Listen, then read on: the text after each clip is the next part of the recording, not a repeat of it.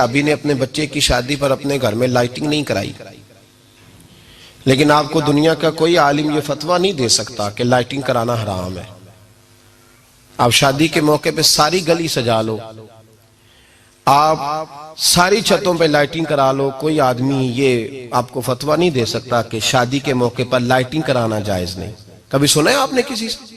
بولیے، یہ جائز ہے، جائز پیسے ہیں تو ٹھیک، بلکہ میں اس سے آگے بڑھتا ہوں، اس سے تھوڑا اور آگے جاتا ہوں۔ حضرت عائشہ صدیقہ رضی اللہ تعالیٰ عنہ فرماتی ہیں میرا جو کمرہ تھا نا جس میں میں حضور کے ساتھ رہتی تھی اور ایک لمبا زندگی کا عرصہ گزارا، اس میں 3 آدمی سو سکتے تھے، چوتھے کے لیے جگہ ہی نہیں تھی، اور کچا تھا، کھجور کے تنے کھڑے کر کے اس پر کھجور کے پتوں کی چھت ڈالی گئی تھی۔ میں جب ہاتھ اٹھاتی تھی تو میرا ہاتھ اپنی چھت کو چھو جاتا تھا۔ یہ ہے سنت نبی پاک کی، یہ حضور کا طریقہ ہے۔ بتائیے پکے گھر میں، لینٹر والے گھر میں رہنا جائز کہ ناجائز؟ کیوں جی؟ حضور تو کچے مکان میں رہتے تھے، آپ نے کیسے پکا بنا لیا؟ اللہ کی محبوب علی دین کو اس کی اصل بات میں سمجھیں۔ آپ ایسا نہ کریں جس میں انتشار اور امت تقسیم ہو، اس کا اصل مزاج دیکھیں۔ مہندی کے موقع پہ اگر کوئی آدمی 6 دیگیں دال چاول کی پکاتا ہے تو منع نہیں، جائز پیسوں سے پکائے۔ انہیں لائٹنگ لگوائی، کوئی منع نہیں، سارے محلے کو کھانا کھلایا، کوئی منع نہیں، بلکہ نبی پاک نے فرمایا بہترین مسلمان ہی وہ ہے جو سلام پہلے لے اور روٹی زیادہ کھلائے، تو بہترین مسلمان ہے۔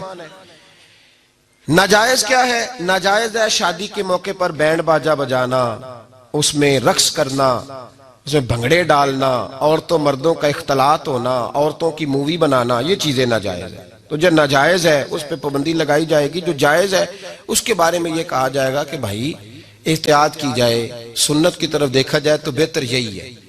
لیکن اگر کوئی کسی آدمی کے پاس جائز پیسے ہوں، وہ 100 کنال کے گھر میں رہے، اگرچہ سنت یہ نہیں، پر یہ تو کوئی فتویٰ نہیں نہ دے سکتا کہ حرام ہے تیرا 100 کنال کے گھر میں رہنا، کہ ہے فتویٰ کہیں آپ نے سنا؟ تو ہمارے ہاں تکلیف کا معاملہ یہ ہے۔ دیکھیں میرے بھائی، کسی بھی صحابی نے، بڑے درد کے ساتھ بات کر رہا ہوں اور یہ میرا درد ہے، میں درد سے اپنے دل کو، اپنے ایمان کو حاضر ناظر کہہ کے بات کر رہا ہوں۔ امت بٹ جاتی ہے ہر موقع پہ یار، ہر جگہ ہی تقسیم ہو رہی ہے امت مسلمہ، ہر روز کچھ نہ کچھ فتوے ایسے مل جاتے ہیں جس میں دراڑیں پڑتی ہیں۔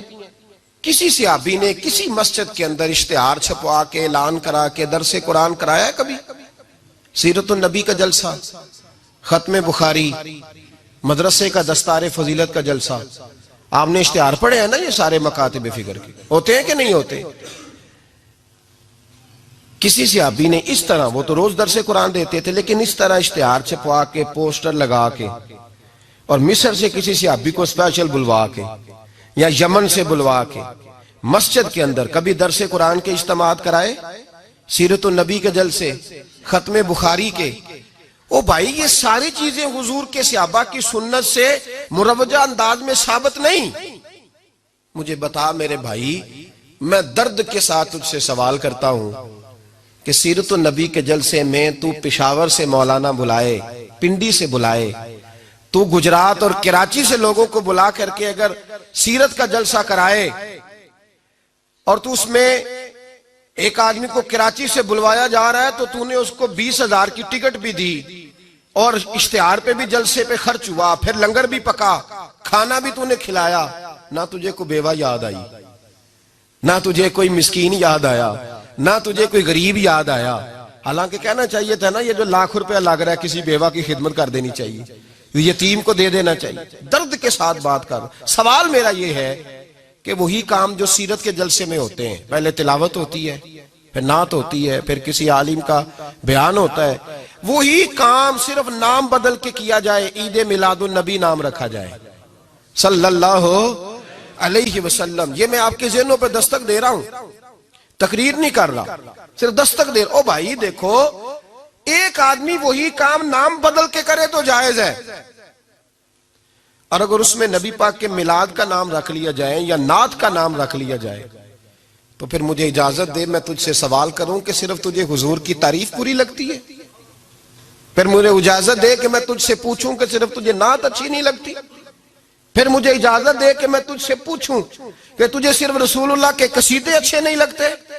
دے مجھے اجازت کہ میں تجھ سے سوال کروں کہ جہاں ذکر رسول کی بات آئے وہاں تو پریشان کیوں ہوتا ہے؟ تجھے پتہ ہی نہیں یہ تو وہ ذکر ہے کہ رب فرماتا ہے تم بیان کرو نہ کرو وَرَفَعْنَا لَكَ ذِكْرَكَ، محبوب میں نے خود تیرے چرچے ساری دنیا میں بلند فرما دیے۔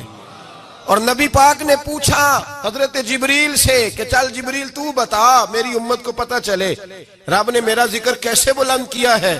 تو جناب جبریل کہنے لگے محبوبہ رب فرماتا ہے میرے نبی سے کہہ دے جہاں جہاں تیرے رب کا ذکر ہوگا وہاں وہاں تیرا بھی ذکر ہوتا رہے گا۔ یہ تو محتاج ہی نہیں کسی کا۔